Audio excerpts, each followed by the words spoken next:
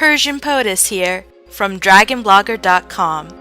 RPG fans, dust off your suit of armor and get ready to dive into Kingdoms of Amalur PC Edition. This fantasy offering comes to you from the Masters of Lore, Ken Rolston, Todd McFarlane, and R.A. Salvatore. Before digging into the game, let me give you an idea of the universe you're stepping into. Amalur begins with you literally being wheeled in as a dead corpse. Well, that's it for you then. Better luck next time. Yuck. A gnome-mad scientist decides to pull a Frankenstein on you, and poof, you're alive. Eventually, you meet up with your gnome friend, Formrus Hughes, and he informs you that you're somebody who has challenged fate itself. Much to explain right now. The Dwarf have come to stop my work, but I don't believe they know about you. Not yet. This is all thanks to his ingenious invention known as the Well of Souls. What's the one problem regarding all this? You're being chased by this guy, Gadflow. Now that I've got you up to speed, here's the highlights and lowlights of Amalur's gameplay. Though the game is quite cutscene heavy, they're pretty nice to watch and indulge in. The cool thing is, you aren't forced to listen to the full dialogue and you can skip through it if you wish to. One little quirk I noticed, however, are that many people seem to bear a sort of deer in the headlights look. And all the dangers that come with it.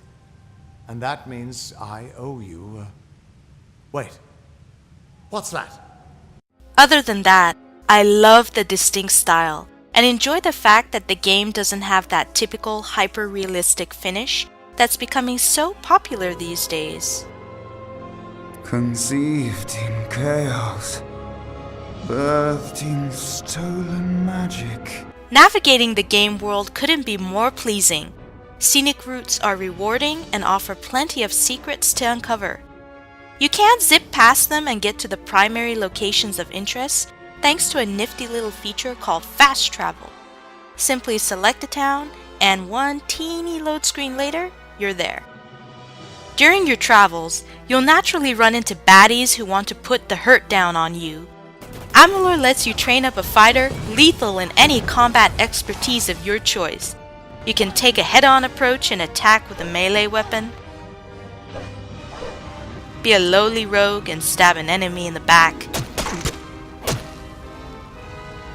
grab up a bow and arrow and be a master marksman, control the elements with a magic touch, or just employ all of the above.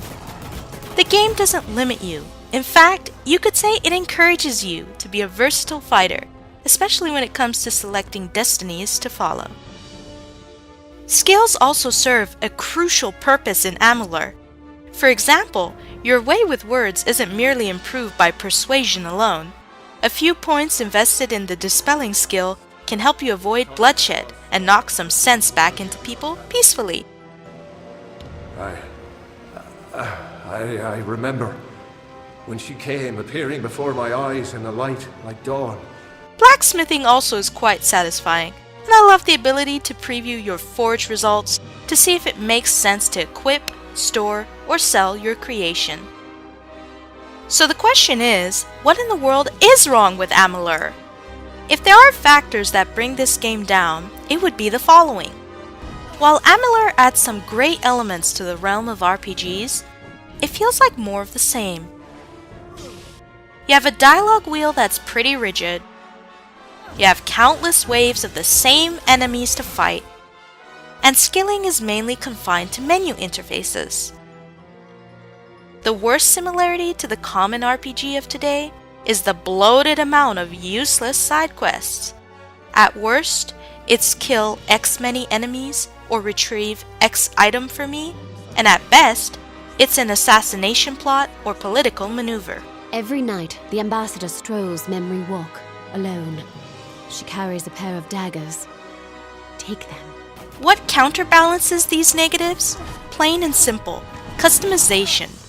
In some games where quantity does not equal quality, in Amalur, it does. Amalur gives you hours of gameplay riddled with so much customization that you're going to want to replay this game, embracing different styles, choices, and tactics. You literally could make such decisions mid-game and easily reverse them at any time. Phrases like "a success" probably sounds like hyperbole when referring to the end result of Rolston, McFarlane, and Salvatore's effort. If there are a collection of words that summarize Kingdoms of Amalur, it would be "no strings attached." Amalur lets you enjoy an authentic RPG experience without the puppet master of restriction. You truly are fateless, and you can weave a destiny down to every thread of your liking. It is due to this that I reward Kingdoms of Amalur PC Edition a commendable 4 out of 5 stars. Knowing the future is for fools. Who reads the end of a book before it's time? That wraps our review. Remember to visit dragonblogger.com for more video game reviews, engaging articles, and the epic giveaways. See you next time, folks.